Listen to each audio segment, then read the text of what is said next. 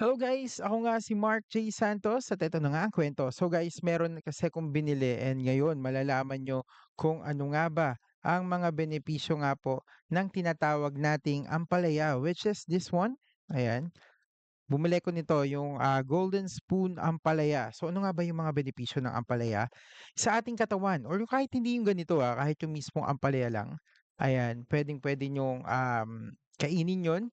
Ayan, sabi nga dito, ampalaya or bitter gourd, kung tawagin nga natin, is packed with nutrients and offers major health benefits such as lowering blood sugar, boosting immunity, supporting heart health, aiding weight loss and providing antioxidants daw. It is especially valued in the Philippines as a natural aid for diabetes management and overall wellness. So, isa-isayin natin. Ayan, key health benefits of ampalaya. Number one is yung blood sugar. Bakit nga ba? Sabi dito, ampalaya contains compounds like charantin, something like vicin, and polypeptide P that help regulate glucose nga daw. So yung glucose is yung sugar nga.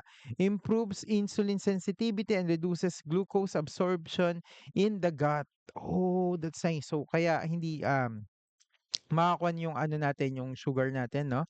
And widely used as a natural support of people with type 2 diabetes. Ayan. Excuse me. So sa mga hindi nakakalam kung ano nga ba yung type 2 diabetes, ang type 2 diabetes po ay yung diabetes na hindi siya namana, which is yung dahil sa health, ano ba tawag dito? Dahil sa activities natin or yung mga kinakain natin dun nakukuha yun, yung sa may type 2 diabetes. So hindi siya namana. Pwede kang magkaroon ng diabetes kahit wala kayong diabetes sa pamilya niyo. Ayun, so katulad mga obese ganyan, "Hala ang sakit." Ayun na, and then number 2 is yung rich in nutrients nga po. Ayan, sabi dito high in vitamin C. O 'di ba may vitamin C. Sabi dito strong antioxidant and immunity booster. So kung gusto niyo mas maging healthy kayo, yung hindi agad tinatablan ng sakit, yung vitamin C nga ang isa sa kailangan natin, which is meron ng ampalaya. And another na meron siyang kind ng nutrients ay contains fiber, protein, zinc, iron, magnesium, calcium, and phosphorus. And again, sabi pa nga dito, higher protein content compared to tomato and cucumber. So mas higher yung protein content niya kesa sa tomato and sa cucumber. So alam niyo na, kahit alam niyo na bitter nga yung lasa niya, pero hindi bitter yung mga makukuha nating benepisyo at nutrients nga po dito. Sabi pa dito, heart health, ayan, para sa ating mga puso. Aray ko. Uy, ibang sakit sa puso naman yung ano, no. Pero makakatulong to sa ibang sakit sa puso, hindi yung mga about sa alam niyo na, yung mga relasyon diyan. Sabi dito, may help lower cholesterol. Ayan, huy, ang ganda nun, based on animal studies pa nga lang yung ginawa dun. Pero malaki ang chance na makapagpababa ng cholesterol level natin sa ating puso. And sabi pa dito, supports cardiovascular wellness by reducing risk factors like cholesterolemia. Oh, that's nice. And again, number ano na ba tayo? One, 2, and 3. Ay 4. Number 4, ayan, antioxidant properties. Ayun. Sabi dito, meron nga siyang vitamin A, vitamin B, vitamin C, and vitamin E. Uy, ang dami and plant compounds like flavonoids and carotenoids. Ayun. Actually, ang dami niyang ano nutrients and vitamins meron pa. Sabi dito, protects cell from free radicals and reduces inflammation, lalo na yung alam naman natin, nakukuha din natin mga free radicals na yan kung saan-saan din, kung saan-saan, huy. And ang alam ko, di ba, yung sa mga gadgets natin, may mga ganyan-ganyan din. And sabi pa dito, number 6, ayan, is yung weight management. Sabi dito, high fiber content helps with satiety and digestion. Sabi pa dito, as act as a natural appetite suppressor due to lectin. Uy, appetite suppressor daw. So hindi ka masyadong ano, magkakakain, ganun. Hmm, bakit? Kung minsan yung mga tao pagka nakakita ng ampalaya ayaw na kainin. So, dun pala kahit di mo pa kinakain benepisyo hindi, joke lang. Pero yun na nga, 'pag kinain natin siya, puwede rin pala siyang ano, appetite suppressor. So, number 7, ayan, is immune system support. Sabi dito, boost resistance against bacteria and viruses. Kasi nga 'di ba meron din tayong mga vitamin C and all.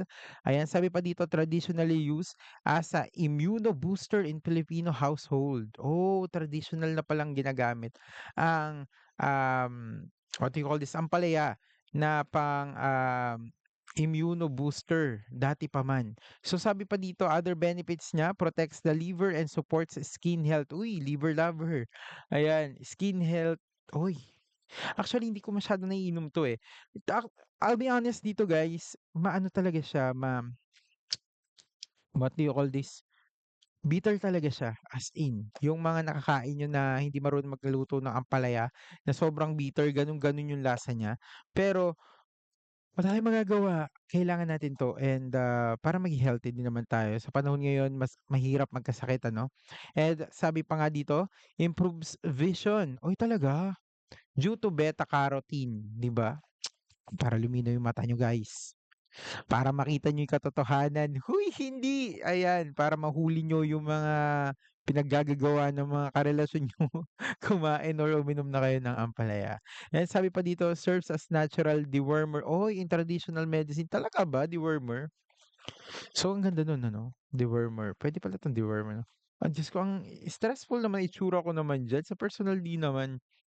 Risk and precautions, ayan. Ito yung mga risk and precautions bago kayo mag-take or uminom or kung ano man. Sabi dito, too much ampalaya can cause blood sugar to drop excessively, especially if combined with diabetes medication. So, kung uminom kayo ng pampababa ng blood sugar nyo tapos sinamahan nyo pa ng ganito, expect nyo na po na sasadsad talaga ang inyong mga blood sugar. So kung ayaw niyong mangyari yun, kumain na kayo, 'di joke lang. Ayan, pakakainin ng mga matatamis ano. So kinontra mo rin, pero hindi na nga. Yun yung again, kung nagte-take na kayo ng gano'n, sobrang sasadsad din yung ano niyo, yung blood sugar niyo 'pag nag-take pa kayo or uminom pa or kumain pa kayo ng ampalaya. Ayun, so again, another risk and precaution niya ay yung sa may pregnant woman.